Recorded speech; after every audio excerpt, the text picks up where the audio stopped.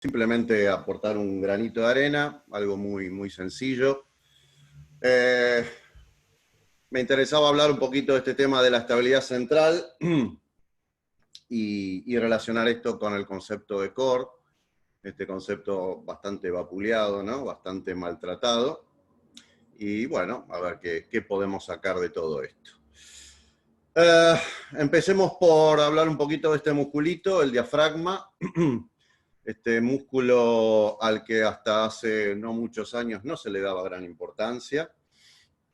Recuerdo yo que practiqué unos casi 15 años karate, lo primero que me enseñaron, la primer clase, fue a respirar de manera abdominal o diafragmática, y para mí se volvió algo muy natural, y sin embargo con el tiempo me di cuenta que, por ejemplo, en el deporte no se le daba absolutamente ninguna importancia a este tipo de cosas, ¿no? A evaluar o simplemente observar si el deportista está utilizando un mecanismo respiratorio, que es un mecanismo absolutamente natural, de manera adecuada, y que esto sí va a ser determinante de este tema que traigo hoy, que tiene que ver con la estabilidad central. De acuerdo a cuán eficiente sea el funcionamiento de este músculo, vamos a estar pudiendo hacer más eficiente justamente nuestra posibilidad de estabilización. Por eso la respiración se va a volver el componente determinante principal de la estabilidad central. Este mecanismo que obviamente traemos instalado de fábrica, ¿sí? Que el bebé consolida más o menos allá por los 3 meses y medio de vida, cuando logra lo que se considera el hito de la consolidación de la estabilización en el plano sagital, ¿sí? Donde justamente mediante la respiración abdominal diafragmática, además logra estabilizar su tronco, nadie le enseña, automáticamente su columna queda neutra, ¿sí? Y su tronco, ¿sí? Se convierte en un bloque que sostiene sólidamente las extremidades. En esa época, en ese momento, el bebé adopta una posición supina, con sus piernitas y sus bracitos orientados hacia la vertical, hacia el cielo, hacia el techo, y se mueve libremente manteniendo su espalda neutra, ¿sí? Cuando antes no lograba hacerlo, ¿sí? Se desparramaba, ¿sí? No lograba sostener eficientemente su tronco. Bueno, justamente ese mecanismo respiratorio que se constituye como la base de esa estabilidad es lo que deberíamos evaluar si sigue funcionando de esa manera, habida cuenta que es algo que no siempre, y sobre todo en estos tiempos, encontramos que funcione así. Entonces sería, en tal caso, el primer movimiento sobre el cual deberíamos centrarnos, el cual deberíamos evaluar y, en tal caso, intentar restaurar, ¿sí? Yo lo voy a hacer bastante sencillo todo esto, justamente porque como no somos, o no estoy hablando para fisioterapeutas ni para kinesiólogos, porque obviamente yo no lo soy, quiero hablarlo desde el punto de vista del entrenador y qué es lo que tendría que observar y poder intervenir desde su lugar. Entonces sabemos todos que el diafragma, que es este músculo con forma de paracaídas, con forma de cúpula, que tiene fibras fundamentalmente verticales y un tendón central, se contrae concéntricamente para permitir el llenado pulmonar, es decir, genera vacío, el oxígeno, el aire ingresa en los pulmones, y eso genera, obviamente, el mecanismo respiratorio eficiente. Sin embargo, vamos a encontrar un montón de individuos donde la respiración se vuelve dominantemente torácica, y más que descender el diafragma, lo que hacen es elevar las costillas, incluso elevar las clavículas, y esta respiración, más allá de que resulta menos eficiente desde el lugar del aporte de oxígeno, ya que los capilares, la mayor cantidad de capilares están en la base de los pulmones, entonces el aire nuevo no llegaría a esa zona cuando no podemos respirar de manera adecuada.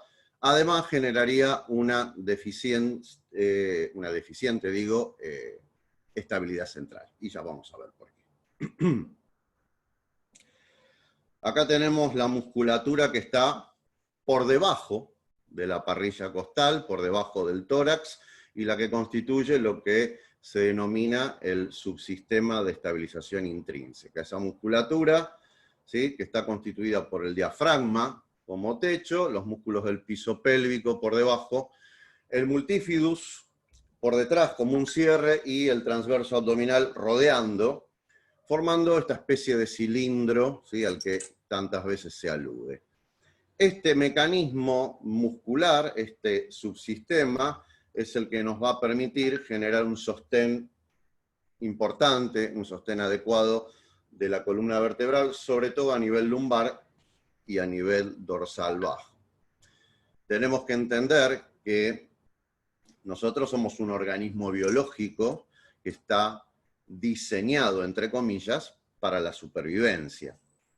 En tanto que estamos diseñados para la supervivencia, una de las instancias fundamentales para sobrevivir era poder, ¿sí?, permanecer activos, móviles, para desempeñar las tareas fundamentales de la supervivencia, que era conseguir alimentos, proteger a las crías y, por supuesto, poder huir, escapar, defenderse de los depredadores.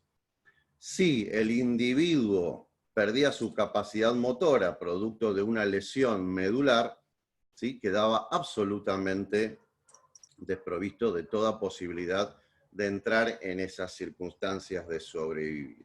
Es decir, no podía huir, no podía conseguir alimentos, no podía proteger a otros.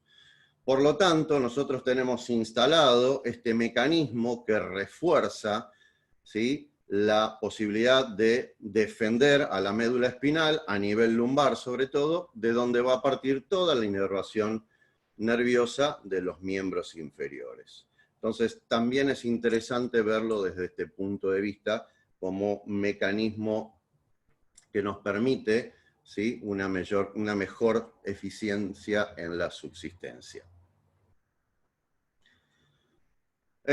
Dentro de este mecanismo tenemos estructuras que van a ser estáticas y otras estructuras que van a ser dinámicas. Las estructuras estáticas son las óseas, y ahí tenemos columna vertebral, caja torácica, pelvis, y las estructuras dinámicas, que son las que tienen que ver con la musculatura, ¿sí?, sobre todo la pared abdominal, transverso abdominal, oblicuos internos externos, ¿sí?, y también obviamente vamos a involucrar a los erectores espinales y al cuadrado lumbar, por ejemplo, músculos del piso pélvico, el diafragma, los multifidus, ¿sí?, y todo esto va a ser lo que estructuralmente nos permita,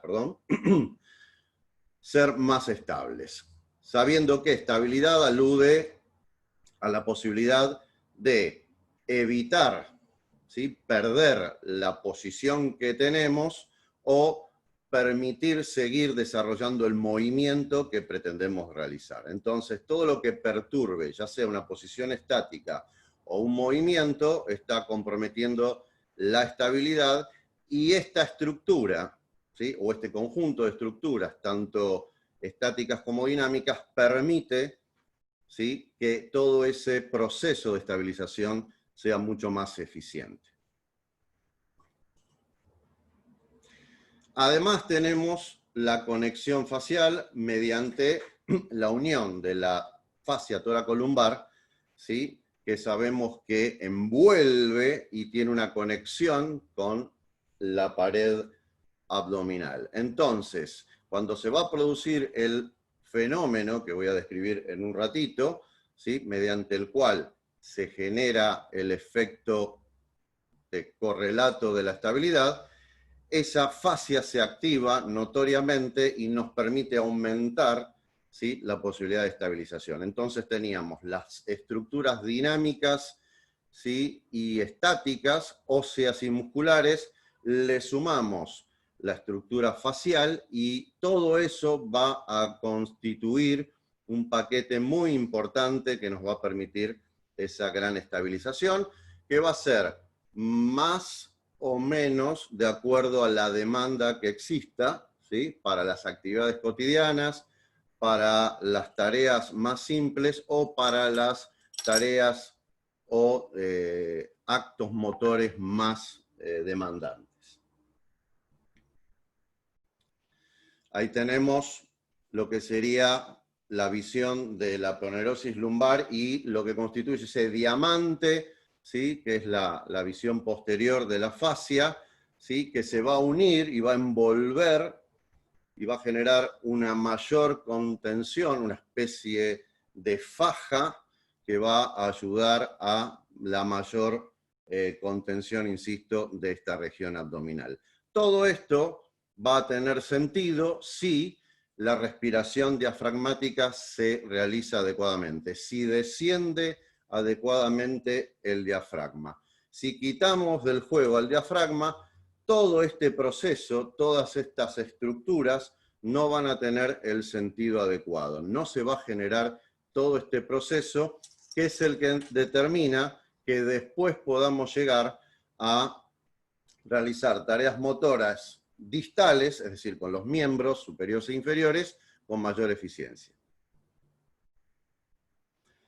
Entonces, nuestro diafragma cuando inspiramos debería descender. Esas dos cúpulas que conforman este músculo, ¿sí? Van a generar una acción de compresión por debajo con líquidos, gases y órganos, y esto va a tener que generar una reacción en cadena de toda esta musculatura que les acabo de nombrar.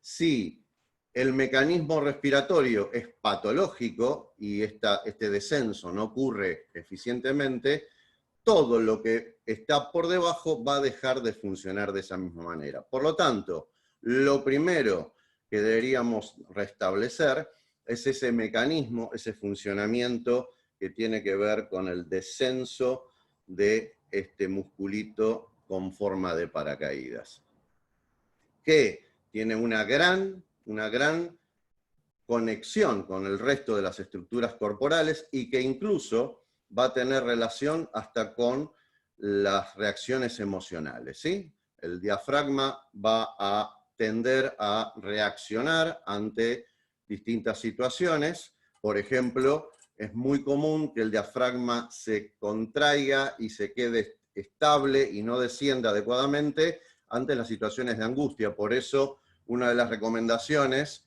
terapéuticas es buscar esa respiración abdominal, buscar conscientemente que descienda el diafragma y buscar esa relajación posterior, ¿sí? Ante circunstancias angustiantes, ¿sí? En algunos individuos. Entonces, cuando desciende, lo que va a generar es esa compresión de la que les hablaba hace un par de minutos. Cuando no desciende eficientemente, lo que se va a producir en realidad es una reacción casi opuesta. Si tendríamos que generar una contracción de toda la pared muscular que nos rodea de manera excéntrica, reactiva, para frenar la expansión, en este caso lo que tendríamos es una contracción concéntrica, un hundimiento que va a producir un efecto muy, pero muy diferente desde el punto de vista del efecto estabilizador. En general, cuando la respiración es fisiológica, lo que vamos a encontrar es un paralelismo entre el diafragma y el piso pélvico. Las fuerzas que genera compresivas van a ser directamente, ¿sí? Verticales, en sentido opuesto a la posición del piso pélvico. Y esto genera, ¿sí? Esa reacción vectorial directamente opuesta, que también genera una expansión, ¿sí? En el sentido diametralmente opuesto. Cuando el mecanismo es patológico, lo que sucede en general es una apertura entre el ángulo del diafragma y del piso pélvico, va a haber una compresión posterior, ¿sí? Generalmente se nota más desarrollada y activada la musculatura de los erectores paravertebrales, y hay una compresión de los discos, sobre todo a nivel lumbar y dorsal bajo, ¿sí? Con unas fuerzas compresivas que no van a ser directamente opuestas y que producen un efecto de disipación de la fuerza en vez de compresión eficiente. Hay que entender que el mecanismo de compresión se va a relacionar de manera opuesta con el volumen, ¿sí?, de la zona abdominal. Tenemos que entender que a la compresión hay una relación de volumen que se lo pone, mayor volumen, menor compresión y viceversa, y eso va a tener mucho que ver con todo esto de lo que estamos hablando. Por eso, en gran medida, la postura, ¿sí?, va a afectar todo este mecanismo. Y la postura va a tener una relación también, que va a ser de ida y vuelta, va a haber un feedback entre lo postural y la estabilización. Va a haber problemas de movilidad que afecten la postura y problemas respiratorios que redunden en problemas de movilidad. Va a haber afecciones, sobre todo en la región torácica, que devengan de un déficit en el diafragma, y también puede haber afecciones de la movilidad torácica que terminen afectando la mecánica del diafragma. En términos generales, deberíamos encontrarnos con ese paralelismo, ¿sí?, repito, entre el diafragma y el piso pélvico, que nos permita una adecuada presión intraabdominal. Lo que se ve externamente es lo que se denomina vulgarmente como postura de open scissors o tijera abierta. Y esto algunas veces es producto de una mala indicación técnica, ¿sí?, por mucho tiempo, y todavía hoy en día se indican para, por ejemplo, la ejecución de ejercicios como las sentadillas o los ejercicios de levantamiento olímpico, una hiperextensión lumbar, es decir, directamente ubicarse en esta posición de apertura, ¿sí?, donde justamente no hay paralelismo entre el piso pélvico y el diafragma, y otras veces la movilidad afectada, limitada, impide que la ejecución sea correcta. Con el pasar del tiempo muchas veces queda instalado, ¿sí?, que el mecanismo compensatorio original se termina transformando en una prescripción técnica, y a veces se pierde de vista el verdadero sentido de esto, y se indica algo que originalmente fue una compensación ante una falta o una limitación, sobre todo de movilidad, como una prescripción técnica. Entonces vamos a ver individuos que ejecutan de esta manera, de tijera abierta, porque no podrían ejecutar de otra manera, justamente por sus limitaciones en movilidad, y individuos que por prescripción técnica ejecutan de esta manera y quizás con el tiempo, ¿sí?, terminan instalando esa compensación con el correlato de esa falta de movilidad posterior, ¿sí? Hay un ida y vuelta a veces que no sabemos por dónde comenzó, pero es importante que esta postura, ¿sí?, sea tenida en cuenta como no adecuada, ¿sí?, a pesar de que muchos individuos obviamente van a sobrevivir perfectamente. Algunos no, algunos van a sobrevivir muchos años, algunos van a sobrevivir algunos meses, ¿sí? Pero lo importante es que en la sumatoria de estas compensaciones vamos a tener un déficit en los movimientos, vamos a tener un déficit en la aplicación de fuerza porque el sistema se vuelve ineficiente. Esto no quiere decir que el levantador olímpico va a dejar de ganar medallas, ¿sí?, si tiene estas posturas compensatorias, porque su talento deportivo supera ampliamente lo que podría resultar de una mejora en la postura. Sin embargo, sería un poquito más eficiente, ¿sí?, sería un poquitito más exitoso, muy probablemente, si mejorara eso. Es un poco bastante difícil de establecer, porque en estos casos siempre tenemos el problema que corregir estos temas posturales y técnicos en un individuo que ya alcanzó la maestría deportiva, ¿sí?, va a necesariamente generar, ¿sí?, un detrimento del rendimiento, sobre todo al principio, al que nadie quiere arriesgarse, ¿sí?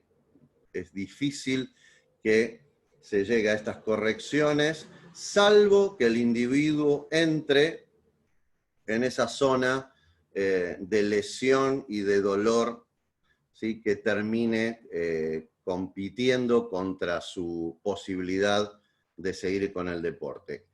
Son casos que poco se muestran, nadie muestra en general al atleta mundial u olímpico rehabilitándose de un déficit de estabilidad, por ejemplo. Difícilmente se muestre a un atleta que tiene medallas haciendo un trabajo para tratar de restablecer este tipo de cosas, porque puede comprometer también su imagen, así que es muy difícil que lo puedan ver por ahí. Sin embargo, en los ámbitos que se dedican a esto, es bastante común tener individuos de ese nivel, ¿sí?, trabajando en cosas que parece que solamente le atañen o podrían ser prescriptas para Doña Rosa.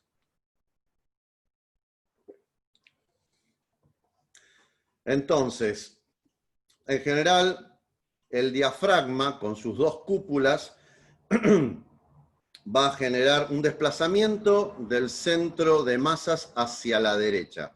La cúpula derecha es la más voluminosa, es la que tiene la mayor eficiencia en términos respiratorios, y la cúpula de la izquierda, obviamente del lado que se aloja el corazón, tiene un menor tamaño y es más eficiente desde el punto de vista postural y estabilizador. Sabemos que el diafragma tiene las dos funciones, respiratoria y estabilizadora, y que las dos al mismo tiempo, ¿sí?, no se pueden producir al máximo. Por lo tanto, cuando el diafragma tiene que generar una gran estabilización, tiene que relegar momentáneamente, obviamente, ¿sí?, su función respiratoria. Y viceversa, cuando la demanda de oxígeno es mucha, cuando es muy grande la demanda de ventilación, la función de respiración tiene que ser relegada. Ahí aparece a veces un fenómeno que se denomina paradoja del diafragma,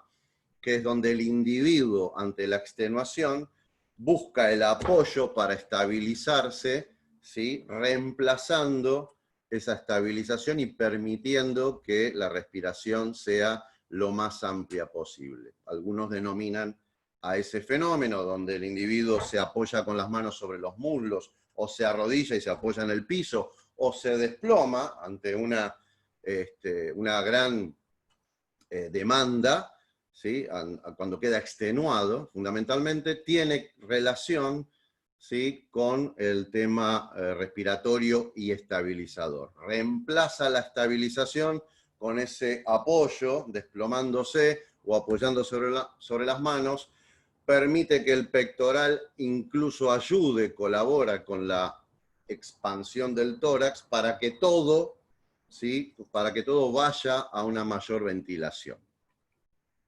Ahora bien, toda la conformación del diafragma genera una asimetría en la caja torácica que generalmente se verifica como una rotación interna de las costillas posteriores del lado izquierdo, del lado que se corresponde con la zona más postural, y una rotación externa de las costillas anteriores, y del lado derecho lo contrario, rotación externa de las costillas posteriores e interna de las anteriores.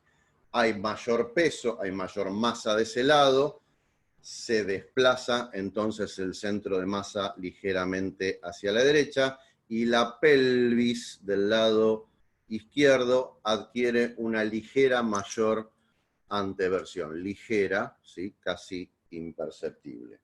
Es una compensación lógica. Como vemos, el diafragma se conecta absolutamente con todo, ¿sí? Tiene vinculaciones ligamentosas, vinculaciones musculares, vinculaciones nerviosas, con vasos sanguíneos, etc. Y esto es lo que hace que afecte tanto al mecanismo general de nuestro funcionamiento. Bien, si lo tomamos en términos más generales, la estructura, ¿sí? Nos vamos a encontrar con 3 capas. La primera, la superior, va a ser tomada como la tapa de nuestra caja torácica, ¿sí? Que es el círculo constituido por las primeras costillas y que tiene, ¿sí? Que tiene una superficie de tejido conectivo. Esto se le sucede con el diafragma y termina en el piso pélvico. En condiciones adecuadas, en condiciones ideales, los 3 pisos, las 3 capas, deberían mantenerse lo más paralelas posibles. Esto es lo que generaría la mayor eficiencia en esos términos, ¿sí? Y ahí tenemos que cuando desciende el diafragma, esa compresión de gases, de fluidos, de órganos, va a aumentar la presión intraabdominal y haciendo una reducción del volumen intraabdominal.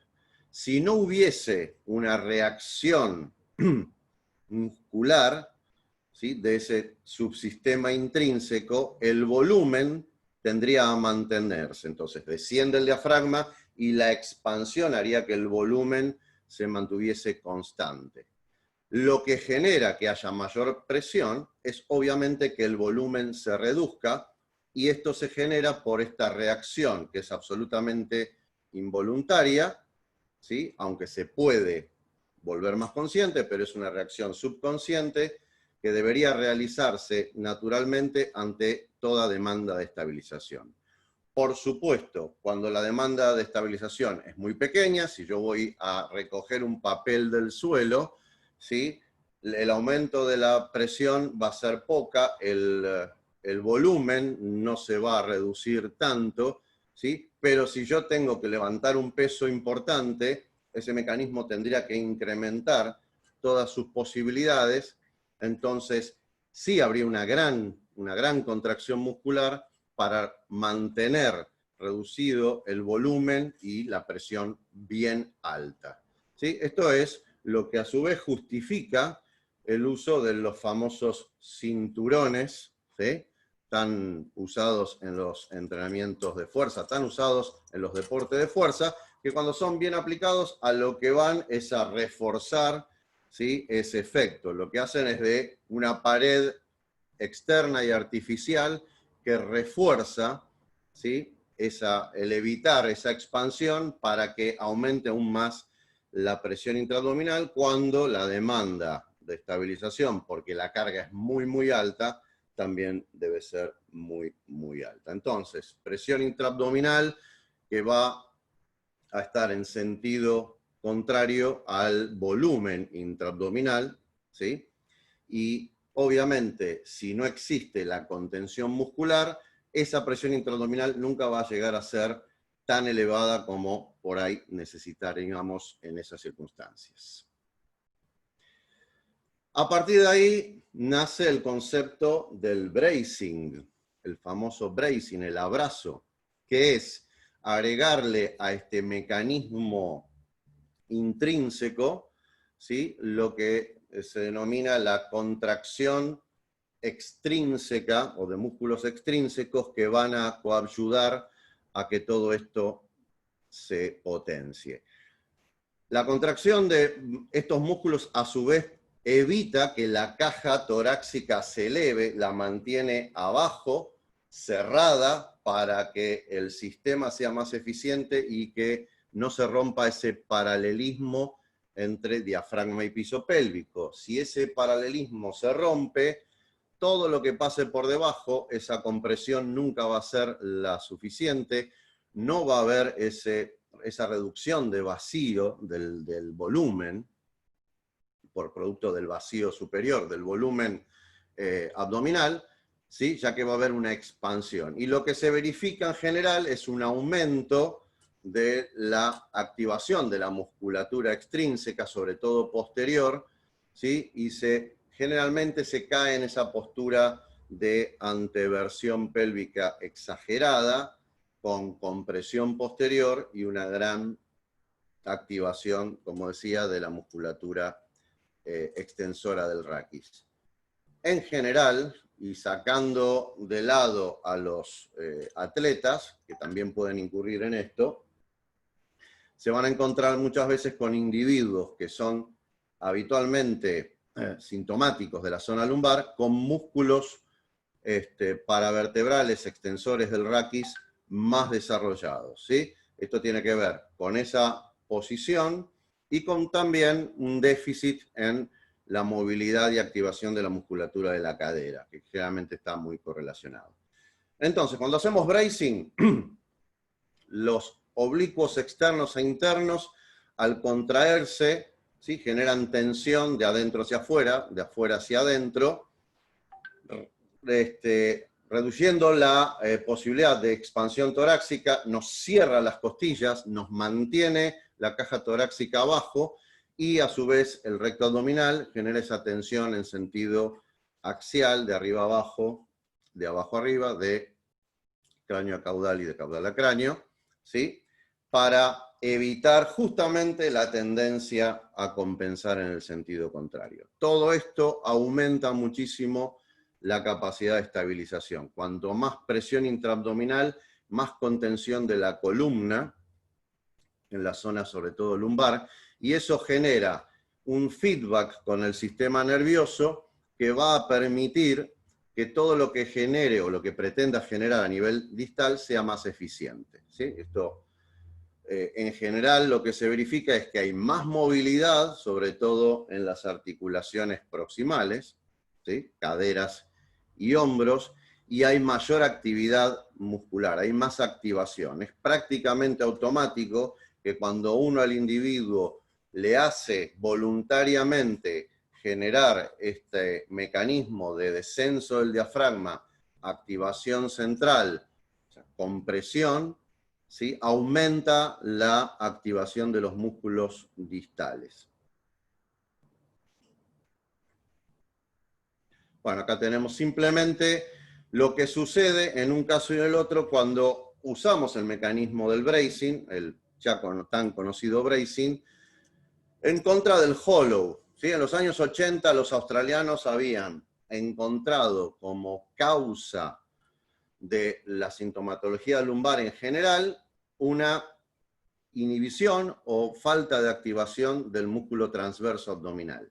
Y ahí surge la tendencia a aplicar esta técnica del hollow, del hundimiento, el famoso llevar el ombligo a la columna para activar más selectivamente el transverso abdominal, lo que lleva a una cocontracción de los oblicuos internos, del multifidus. ¿Producto de qué? De que la investigación empezaba a reflejar que había una falta de actividad de este músculo correlacionada con el dolor lumbar. El tema es que no se estaba analizando que había un componente fundamental que estaba faltando y que era el que evitaba que se genere ese desencadenamiento muscular, y era el diafragma. El diafragma, si no desciende, no iba a generar en la situación adecuada la compresión que sostiene a la columna. Por eso el bracing verifica una mayor estabilidad en la zona lumbar, sobre todo, un producto de la presión intraabdominal. Cuando hay hollow, cuando se hace hollow, no hay presión intraabdominal. Hay una contracción concéntrica de estos músculos que deberían contraerse en realidad excéntricamente para frenar la expansión. Entonces, lo que debe hacerse y que resulta más eficiente es esta coactivación intrínseca y extrínseca que nos va a permitir una más eficiente estabilización ante distinto tipo de tareas, motoras, ¿sí?, o la resistencia ante fuerzas externas, ¿sí? Entonces, siempre el bracing es un mecanismo más adecuado siempre que necesite estabilizar. El hollow puede servir en algunos casos para restablecer la activación del transverso. Por ejemplo, ¿sí?, sobre todo en casos como un posparto. El el embarazo genera una inhibición del transverso abdominal, lógica para que obviamente la mujer pueda alojar, ¿sí?, al feto y permitir esa expansión sin que haya una resistencia muscular. El tema es que posparto, ¿sí?, esa activación del transverso no se reintegra automáticamente y habría que hacer un trabajo un poco más selectivo sobre esa musculatura para devolverle su condición anterior, o por lo menos intentar devolvérsela. En algunos sujetos podría existir un tipo de limitación en la activación del transverso. En general, muchos autores coinciden en que funcionando adecuadamente el descenso del diafragma, el transverso tiende a coactivarse, lo mismo que el piso pélvico, ¿sí? En general, no se encuentra tanta disfunción en el transverso y el piso pélvico cuando el mecanismo respiratorio es el adecuado o cuando se restaura este mecanismo respiratorio. Bien, entonces llegamos al famoso core o núcleo, entrenamiento del core, el llamado core training, del que tanto se habla y que si no entendemos todo esto antes, no serviría absolutamente de nada. El concepto de core alude fundamentalmente a una eficiente transferencia de fuerzas entre trenes. Anatómicamente, cuando hablamos de core, no tendremos que limitarnos Desde a... que se vea también el tocayo, nomás tú. Decía, cuando hablamos anatómicamente del core, no deberíamos limitarnos a la zona media o a la zona abdominal, sino que tenemos que referirnos a todo lo que abarca desde la cintura escapular a la cintura pélvica, toda la musculatura del tronco y su unión, ¿sí?, con las extremidades. Entonces, tanto los músculos propios, ¿sí?, del tronco como los músculos que se vinculan, ¿sí?, tanto en las articulaciones del hombro como las de las caderas, con las extremidades. Si estamos hablando de trabajar el core, ¿sí?, tenemos que aludir a ese tipo de vinculación. Transferir fuerzas de miembros superiores hacia inferiores y viceversa, de todas las maneras que se les ocurra, eficientemente sin perder, ¿sí?, sin que haya fugas de energía a través del tronco, ¿sí? Algo que no va a suceder si todo esto de lo que acabo de hablarles no funciona adecuadamente. Si no hay una adecuada respiración, si el diafragma no desciende, no se dispara este mecanismo de presión intraabdominal, ¿sí?, y toda esa activación, esa coactivación muscular, no vamos a poder hacer un trabajo eficiente de core. En tal caso estaríamos haciendo ejercicios que pretenden ser de core y que los estaremos resolviendo sobre todo con la musculatura extrínseca, a expensas de la musculatura que no es la principal responsable de la estabilidad central. En términos muy pero muy generales, cuando calificamos al core, siempre hablamos con el prefijo anti, aludiendo a evitar, ¿sí?, de oponernos a, y hablamos de antiextensión, antiflexión, antirrotación y antiflexión lateral. Esto siendo muy, pero muy analítico, y obviamente yo puse ejemplos de ejercicios que son típicos, los que se aluden habitualmente como ejercicios de core, si bien obviamente hay ejercicios más complejos. Y en las situaciones deportivas, en general, obviamente no se manifiesta prácticamente nunca una sola demanda de este tipo. Es común que a veces se pretenda, por ejemplo, comparar la activación de un puente prono, por ejemplo, con una sentadilla, ¿sí?, cuando desde el punto de vista de la activación central, el mecanismo va a tener que ser el mismo, salvando las diferencias, ¿sí?, de demanda de compresión según la carga, pero desde el punto de vista del core es una demanda exactamente opuesta, ¿sí? Entonces, sería bastante poco feliz comparar ejercicios, ¿sí?, que no se pueden asimilar hacia la misma demanda de core. Por eso, muchas veces cuando se habla de entrenar el core, se cae solamente en estos estereotipos de ejercicios y no se está pensando en aplicar el concepto de core a toda la disciplina deportiva, a todo gesto, a todo ejercicio.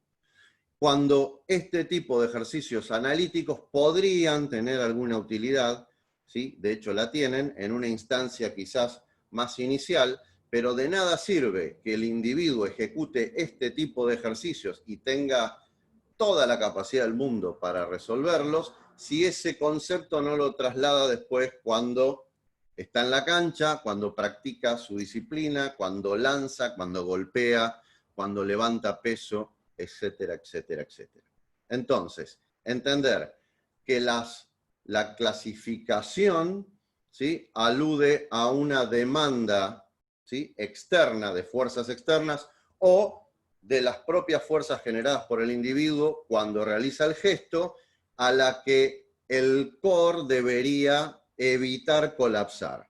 Para esto necesita del mecanismo de estabilización central, de tener un adecuado funcionamiento del diafragma, de que el diafragma se mantenga lo suficientemente bajo, ¿sí?, y que por la necesidad de ventilar no pierda esa capacidad. Entonces, que el individuo, si tiene que estar hiperventilando, evidentemente no va a poder estar estabilizando ante una demanda muy alta, y que si quiere estabilizar ante esa demanda, debería aprender a respirar, ¿sí?, con un diafragma un poco más bajo, manteniendo cierto nivel de presión intraabdominal todo el tiempo. Entonces, si lo aplicamos a ejercicios convencionales de fuerza, deberíamos ser capaces de analizar en cada ejercicio qué demanda del core hay, ¿sí? La demanda de estabilización central es una, y desde el punto de vista del concepto del core, vamos a tener distintas. Los clásicos sentadillas y pesos muertos son una antiflexión desde el punto de vista del core, ¿sí? Entonces, difícil compararlo con un puente prono, que es una anti-extensión. Desde el punto de vista del core es exactamente lo contrario. Obviamente, cuando yo levanto una carga muy importante en una sentadilla, necesito una gran presión intraabdominal, una gran demanda para estabilizar mi columna en esas circunstancias y permitir que las extremidades sean capaces de aplicar toda la fuerza posible y que no actúe un efecto inhibitorio del sistema nervioso precautorio, ¿sí?, porque va a inhibir el sistema nervioso siempre que entienda que existe una posibilidad de lesión. Entonces, la inhibición no quiere decir que un individuo va a pasar de levantar 300 kilos a levantar 50, sino que va a ser menos eficiente levantando esos 300 kilos. Y si viene trabajando siempre de esa misma manera, probablemente llegue. Pero como pasa muchas veces, llega el individuo a manejar cargas muy importantes y ahí es cuando empieza a tener síntomas, ¿sí? Síntomas que muchas veces, sobre todo cuando podemos analizar estos mecanismos respiratorios, si los resolvemos adecuadamente, los síntomas tienden a desaparecer. Cuando todavía no hay una lesión importante, el síntoma, con unos días de trabajo sobre la mejora del mecanismo respiratorio, tienden a desaparecer. ¿Por qué? Porque la columna se estabiliza de manera más adecuada. Obviamente hay que permitir que se reduzca la inflamación que se generó, ¿sí?, en las raíces nerviosas producto de la compresión, y solamente restaurando, insisto, una buena respiración diafragmática y permitiendo que exista presión intraabdominal, se va a generar una mejora. Ahora, desde el punto de vista del core, yo tengo que entender que cada uno de estos ejercicios me permite entrenar esas demandas, ¿sí? Entonces, si yo hago un empuje con una barra en punta en un landmine, por ejemplo, no solo estoy haciendo un empuje, sino que además estoy haciendo una antirrotación y extensión. ¿Sí? Si lo hago adecuadamente, estoy fijando el tronco y evitando que exista ese colapso. Si hago un press a un brazo en un banco plano inclinado, ¿sí? Voy a estar demandando muchísimamente justamente la antirrotación, cosa que si estuviese empujando el mismo peso con las dos manos no sucedería. Y cualquiera que lo pruebe, ¿sí? Va a entrar en esa constatación de ver que muchas veces el limitante en ese tipo de ejercicios es justamente el core y no el peso propiamente dicho de la mancuerna.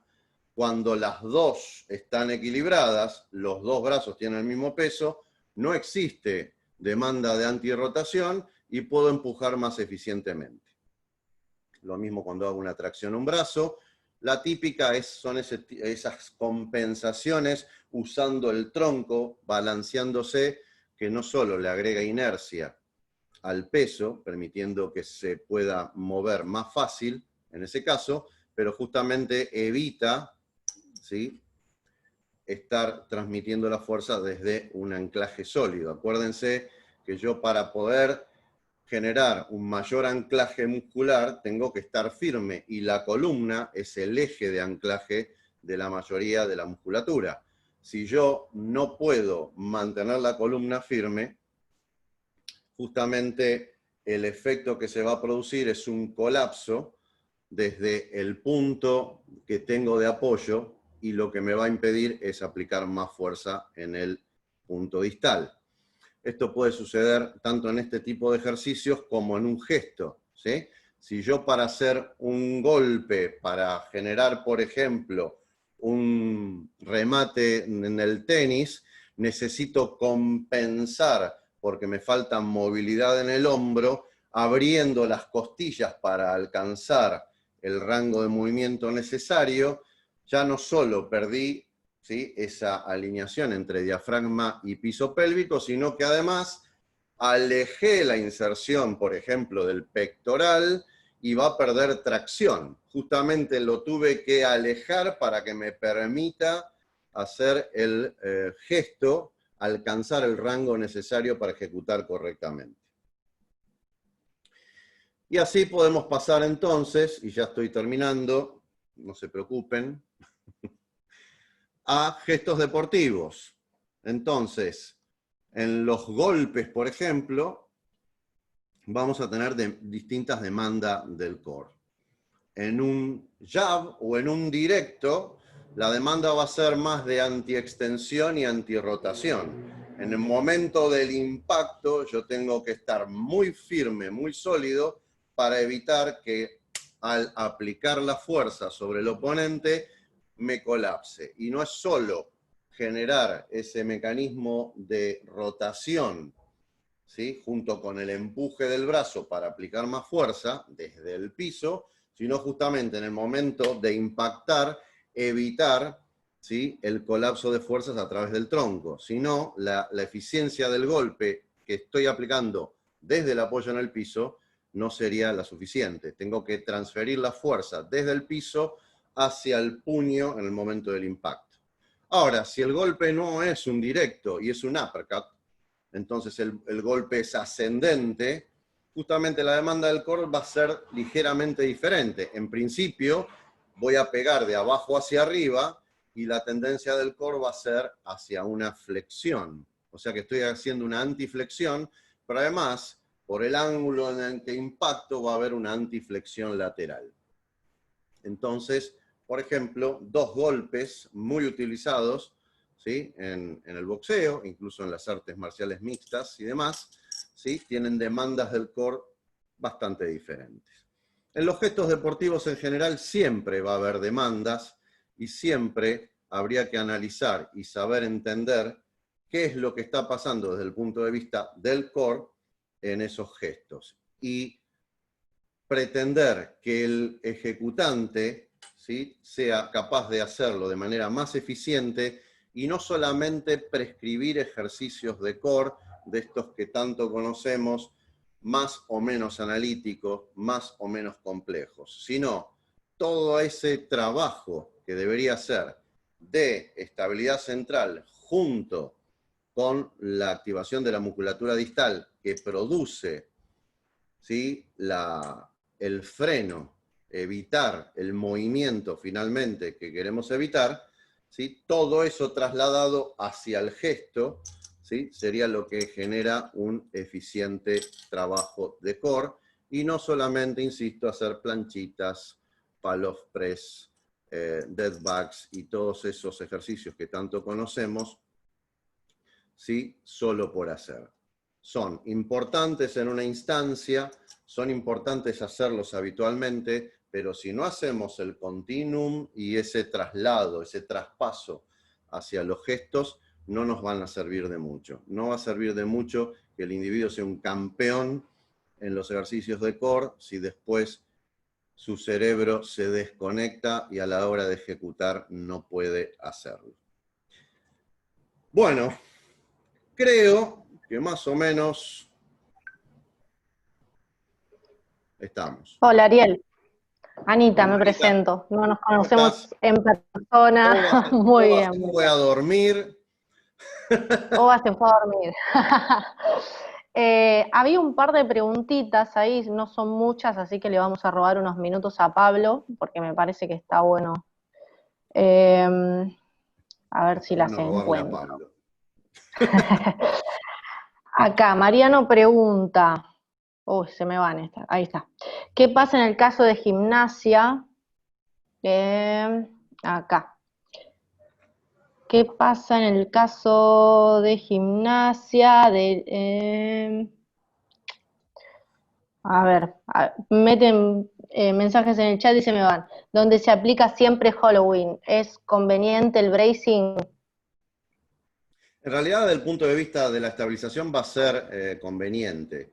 Yo creo que ya no se aplica tanto el Halloween, ¿sí? En la danza también se aplicaba, se sigue aplicando, y habría que ver, bueno, en la gimnasia tenés, por ejemplo, en la gimnasta tenés problemas típicos, ¿no? Mucho problema lumbar, una postura ahuecada, ¿sí?, antepulsión, mucha rigidez torácica en muchos casos, a pesar de que hablemos de deportes donde supuestamente hay mucha movilidad, ¿sí? Vas a encontrar gimnastas con una gran limitación torácica, producto de esta postura ahuecada, ¿sí? De hecho, he evaluado algunos y sorprendentemente tenían menos rotación torácica que yo, por decir algo, ¿sí? Y, por ejemplo, una hiperactivación del trapecio superior, ¿sí?, lo que les hace generar una elevación de las escápulas, ¿sí?, y con una inhibición del trapecio inferior muchas veces. Entonces, una disfunción en la escápula, porque están muchas veces rechazando, ¿sí?, y si no hay una compensación, ¿sí?, va a tender a generarse ese desorden. Así que es muy probable que también muchas veces se genere un desorden a nivel lumbar. De hecho, es una de las grandes problemáticas, ¿no? Bien. Acá pregunta Cristian, ¿cómo se trasladan esos ejercicios analíticos a los gestos deportivos? En principio, haciéndolo consciente.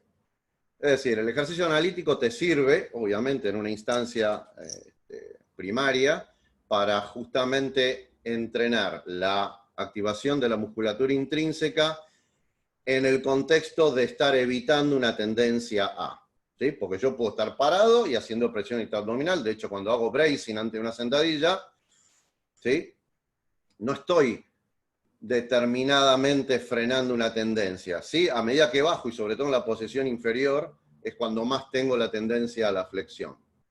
Ahora, si yo hago un puente prono y el individuo está respirando de cualquier manera, no me sirve para nada. Ahora, si yo hago el puente prono respirando bien, y si, no sé, voy a decir cualquier cosa, se trata de un boxeador, y cuando tiene que impactar es capaz de aplicar ese principio, bueno, va a estar sirviéndole de transferencia hacia el gesto. Obviamente que yo tengo que aplicar el principio de core o el concepto en todos los ejercicios que entrena.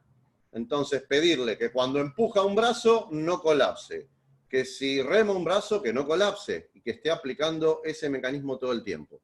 Después llega un momento en que ese ejercicio analítico es casi prácticamente un trabajito para la entrada en calor y no más que eso. Bueno, muchas gracias, Ariel. Hay un montón de preguntas, la verdad, un montón, así que Salva. los invito a que vayan a tu Instagram, a Ariel Couseiro González. Así que bueno, nada, gigante. Además, personalmente te admiro muchísimo y bueno, te quería Gracias, agradecer por Anita. esta charla. La verdad es muy lindo escucharte porque sos muy didáctico y es como que transmitís mucho todos los conceptos. Bueno, te agradezco Así que bueno, muchísimo. Gracias a todos por estar ahí. ¿Sí? Un gran saludo, un gran abrazo y bueno, ahora pasamos a escuchar a mi gran amigo Pablo Añón.